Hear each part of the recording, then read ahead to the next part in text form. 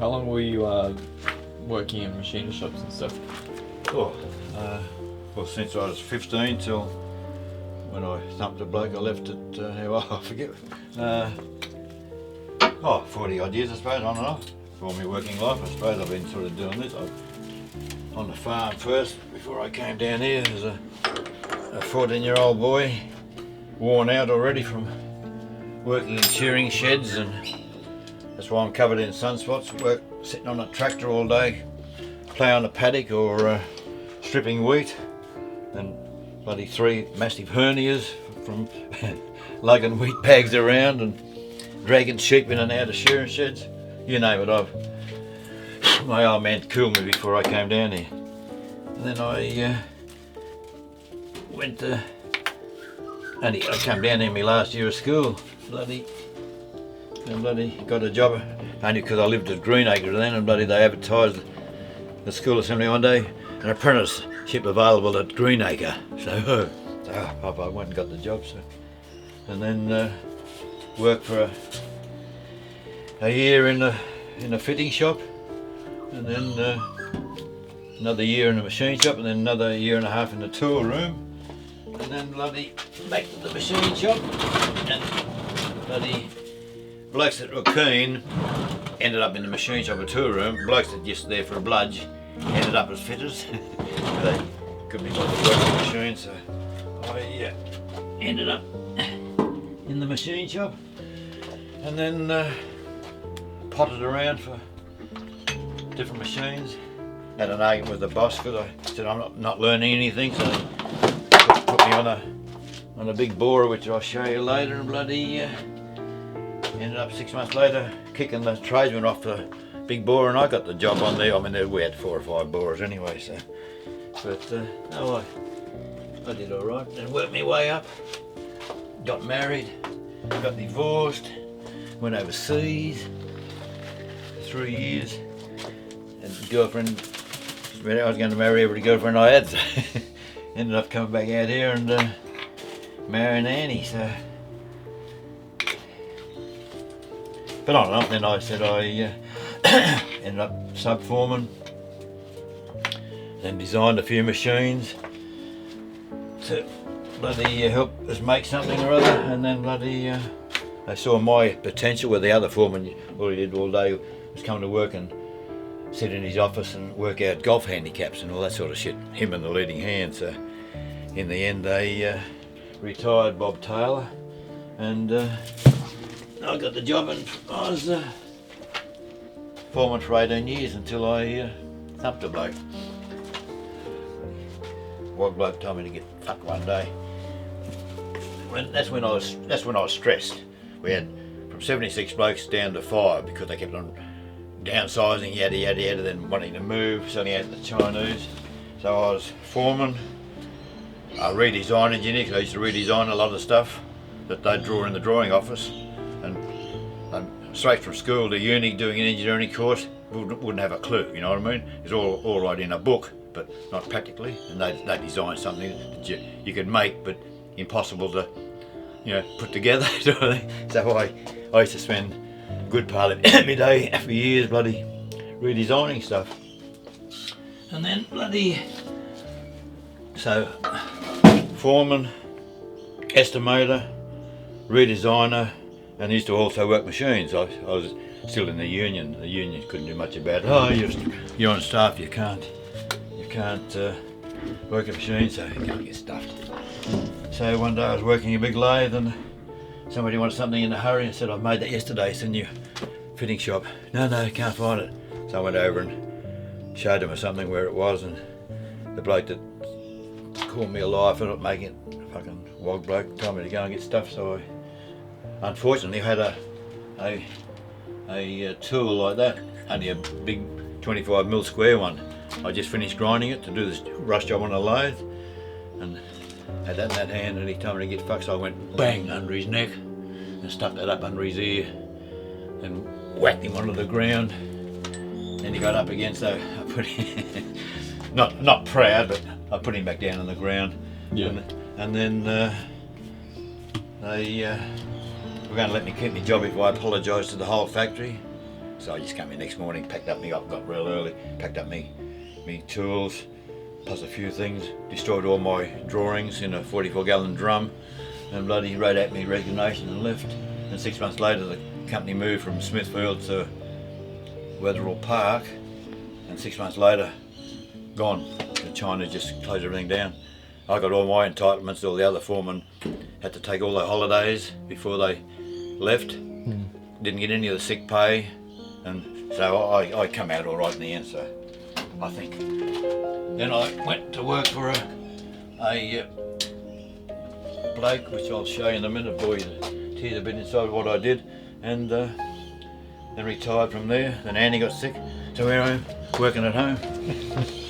Big heavy duty machines where you take a 12mm cut and really get into it, but only rough hours.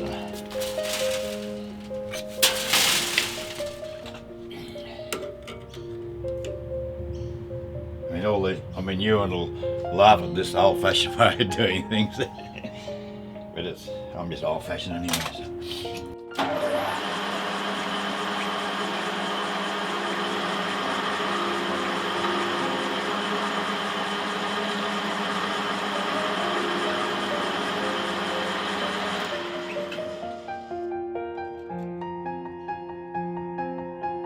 I'm just sort of reducing it just because I want to reduce it, but I mean, it's got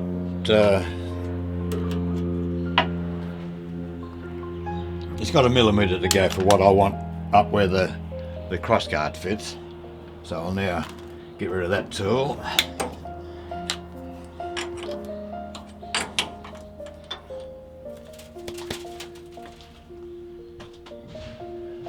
And put on an old-fashioned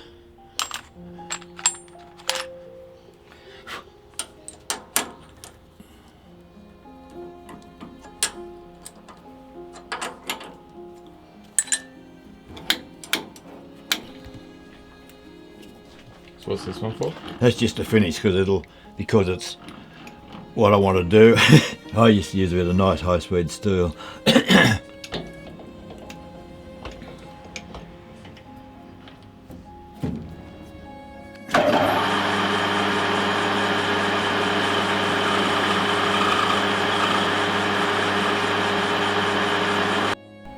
Those sort of tools, they need a lot of pressure. The carbide ones? The carbide ones, yeah. With a high-speed steel. Just take a tiny cut, come up nice. You'll hear me doing a little thing like that. There's 40 thou in a millimetre, I mean metric and imperials. So if you got 0.3 of a millimetre to take off, you just multiply 3/4 of 12, and so it's 12 thou with a rough estimate sort of thing. But been around long enough, you know that you get pretty close. It's called a water finish, and you can go where the chatter, then you just put a bit of spit on it or a bit of water, and it just comes up mirror polish, which is, I don't know what's in you. So it works, but it's just. So what we'll do now is give it a little bit of a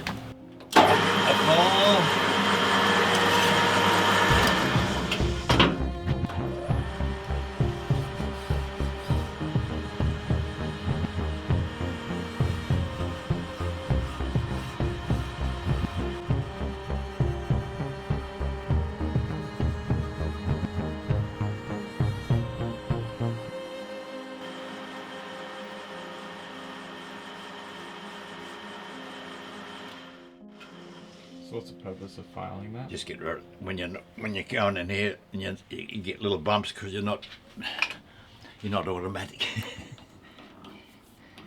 So now we'll attempt to put a thread on there.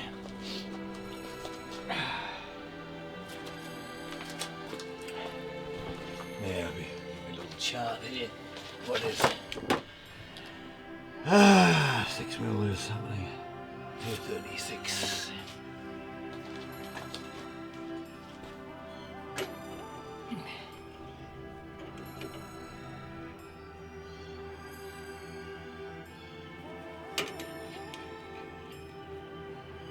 Still a bit big there, so we'll file it down later.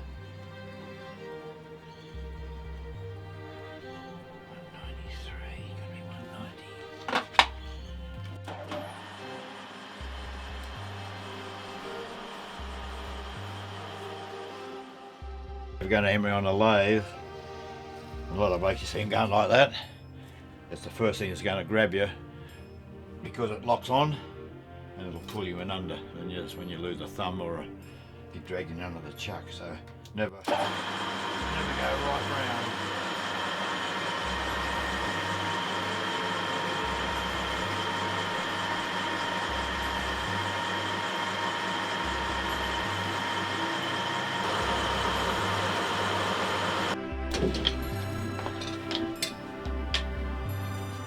Which is not necessary, but it's when you come out again to use it, it's nice and clean to start with. You know, some blokes at work, bloody, they could never clean their lathe, and the bloody bed used to be full of bloody shavings and shit all over the floor. Then because they're all smokers, so there's cigarette butts everywhere. So when I became foreman, I bloody, and that's when they started downsizing over the years from 75 blokes down to 5 in the end I had.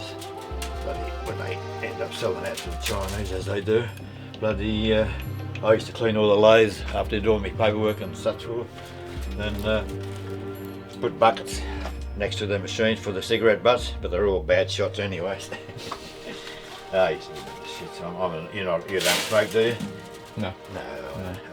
I used to smoke a pipe in the 70s when it was a trendy thing to do, to get round with a beer in hand and a nice briar pipe and all that sort of crap. But I did that until I bloody sucked a bit hard one day before I was on night shift then, and I bloody used to go up the back when I lived at Picnic Point and with me dog and have an orange and a suck on me pipe, and I bloody sucked it when it was dry and I went green. I didn't go to work that day. Geez, I was bloody, I don't know what they call it, but bloody something. It wasn't bloody. I've never smoked since. You don't really need the Mark III, but why not? Okay, so we'll go and get a nice new green belt and just do a little bit. How to grind the flat on it, you just multiply the diameter by 0.866 and that'll give you a thing. So all you do is, I know it's roughly 10 mil, I think it was 3.9 or something.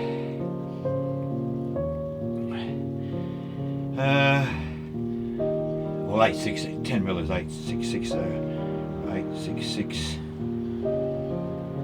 we'll go 9 mil.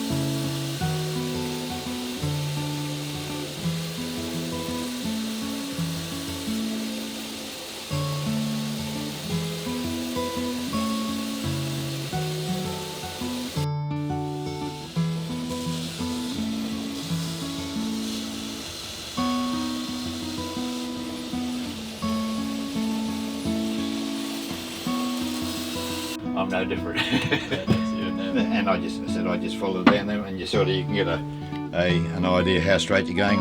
All depends if it's going around the corner or something, and just keep going. Then sometimes I do, when I got that on there, off there, I just put on the platen what it is there, and bloody get it a bit flat, making sure I don't sort of end up in here somewhere. So it's all a matter of bloody what you want to do. So you just go straight down, and then you get that sort of radius. Yeah, just to get rid of because no matter what you do there, you're going to get waves in it. Yeah.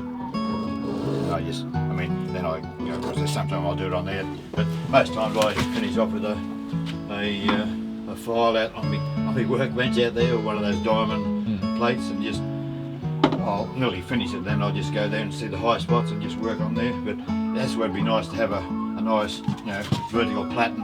You go, you know, you're not going to get any waves in it. But I'm too old to be sort of buying all that shit now, so I don't need it, mate. So I think what I do is good enough. Said I'm not building watches. Horses for courses, Tim.